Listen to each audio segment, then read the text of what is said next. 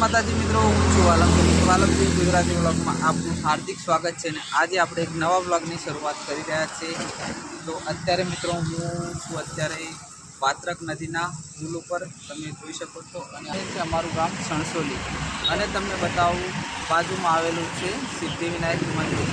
આજે મિત્રો આપણા વ્લોગની શરૂઆત અહીંયાથી કરવાની છે. આજે આપણે અહીંયાથી જઈશું ગામ સોજાલીમાં. આજે મિત્રો આપણે જવાના છે ખેડા જિલ્લાના મેમદાવાદ તાલુકામાં આવેલું સોજાલી ગામ, અને સોજાલી ગામમાં બતાવવાની છે આજે આપણે રોજારોજી. આજે આપણે મિત્રો જઈ રહ્યા છીએ રોજારોજી. આ મિત્રો રોજારોજી તમે મેમદાવાદથી માત્ર 3 થી 4 કિલોમીટરના અંતરે આ સોજાલી ગામ આવેલું છે, અને સોજાલી ગામની અંદર આ રોજારોજી દરગાહ આવેલી છે. તો આપણે મિત્રો આજે જઈ રહ્યા છે રોજારોજી દરગાહ. તો મિત્રો આ છે સિદ્ધિવિનાયક મંદિર, તમે જોઈ શકો છો. આ છે મિત્રો સિદ્ધિવિનાયક મંદિર, અને આ છે મિત્રો મારું ગામ સણસોલી. તો અહીંયાથી મિત્રો અમે કરીશું અમારા વ્લોગને કન્ટિન્યુ, અને અત્યારે અમે જઈ રહ્યા છીએ સોજાલી ગામમાં. તો તમને બતાવું કે આ જે સામે દેખાય તે છે સિદ્ધિવિનાયક મંદિર. તમે જોઈ શકો છો સામે દેખાય તે સિદ્ધિવિનાયક મંદિર છે. તો રોજારોજીની દરગાહ મિત્રો ખેડા જિલ્લાના મેમદાવાદ તાલુકામાં સોજાલી ગામમાં આવેલી છે. આ રોજારોજીની દરગાહ જે મોહમ્મદ બેગડાના વખતની કહેવામાં આવે છે. તો આજે આપણે એક્સપ્લોર કરીશું રોજારોજી દરગાહને. તો અત્યારે આપણે જઈશું મિત્રો સોજાલી ગામમાં. અહીંયાથી આપણો બ્લોગ કન્ટિન્યુ કરીશું આપણે. તો ચાલો.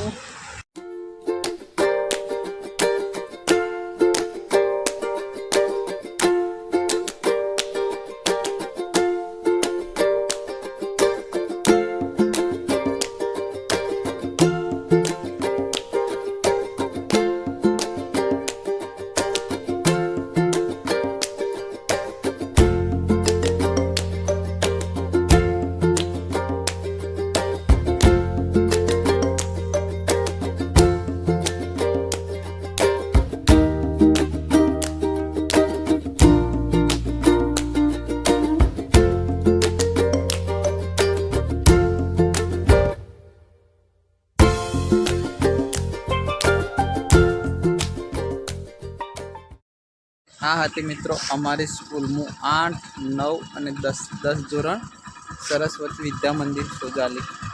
તમે જોઈ શકો છો આ સ્કૂલમાં હું ભણ્યો 8, 9 ને 10. આ હતી અમારી સ્કૂલ.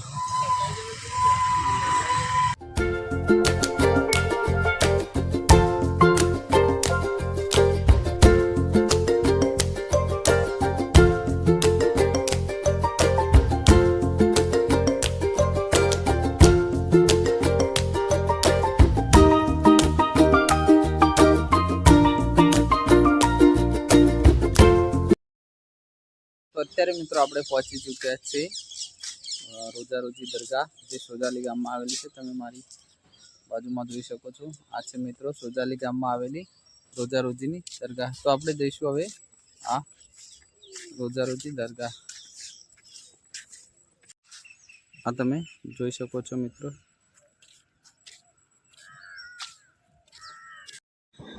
મેમદાવાદની પ્રખ્યાત રોજારોજી દરગાહનો આગવો ઇતિહાસ છે મિત્રો.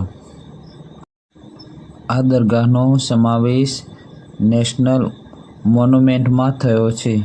તમે જોઈ શકો છો.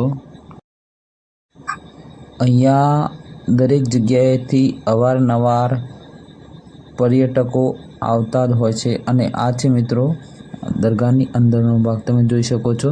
અને અહીંયા અત્યારે મિત્રો આપણે અહીંથી અંદર જતા રહ્યા છે. હવે તમે જોઈ શકો છો અહીંયા મિત્રો દરેક આ છે મિત્રો દરગાહની અંદરનો ભાગ.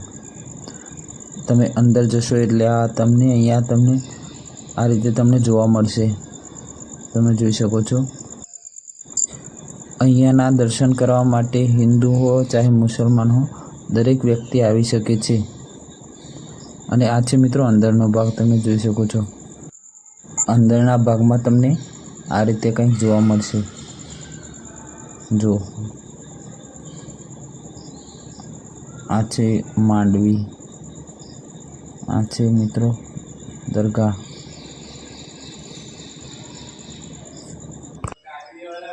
તો આ છે મિત્રો રોજા રોજી. તમે આ પિલર જોઈ શકો છો.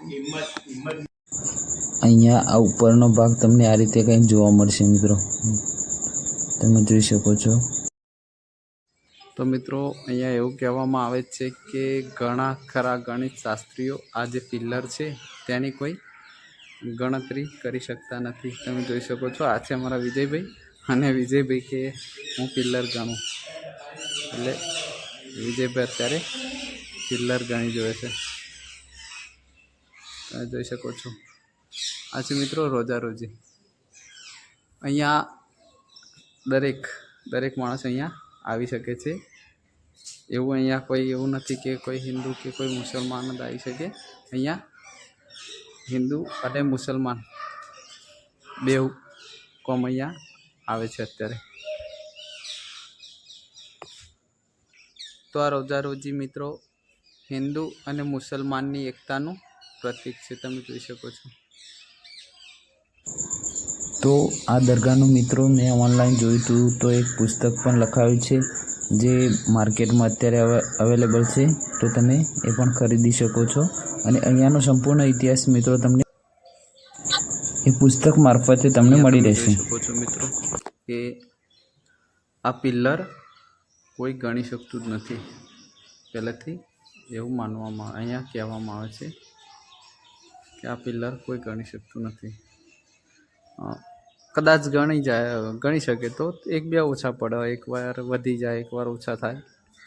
અહીંયાનું એવું છે. તો અહીંયાનો નજારો મિત્રો બહારથી તમને આવો કંઈક દેખાશે. તમે જોઈ શકો છો.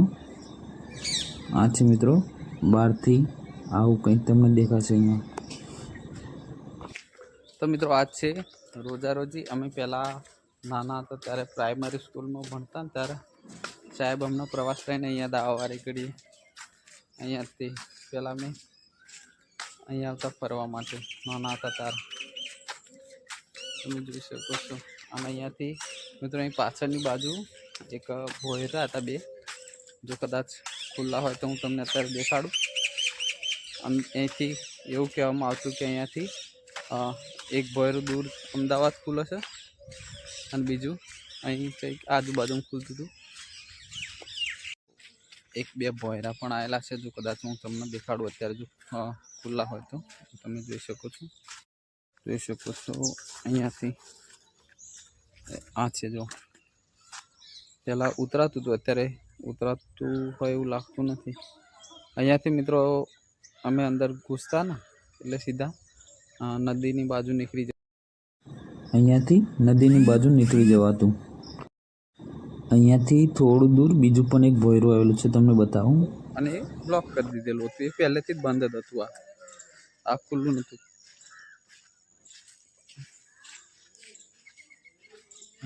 કઈ બાજુ હતું યાર?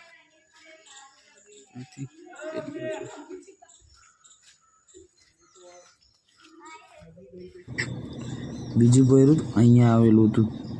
આ જે દેખાય તમને એ જગ્યાએ, પણ અહીંયા બંધ હતું પહેલાં. તમે જોઈ શકો છો. અને અત્યારે પણ એ બંધ જ છે. તો આજે છે મિત્રો રવિવાર, અને આજે અહીંયા ઘણા ખરા પર્યટકો આવે છે. મિત્રો રોજા રોજીની દરગાહ, અને અહીંયા બીજી પણ દરગાહ આવેલી છે જે બાજુમાં છે. તે આ રોજા તરીકે ઓળખાય છે, અને બાજુમાં છે તે રોજી તરીકે ઓળખાય છે. આપણે એની પણ મુલાકાત લઈશું.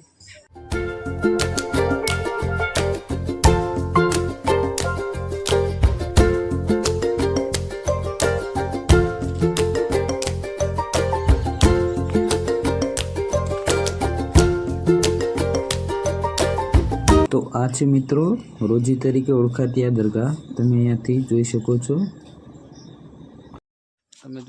મિત્રો આ છે રોજી. તમે અહીંયા ગેટ દેખાય છે. આપણે અહીંયાથી અંદર જઈશું. અહીંયાથી જવાનું છે. જો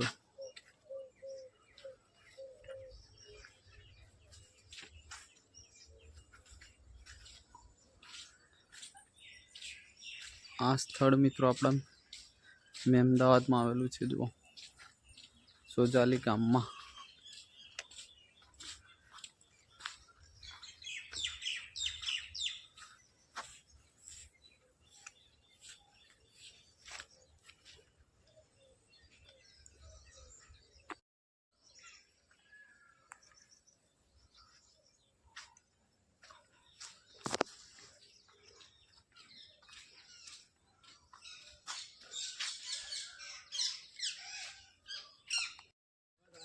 તો મિત્રો હવે જઈશું અમે અમારા ઘેર. હવે રોજા રોજીને કહીએ છીએ અહીંયાથી બાય બાય.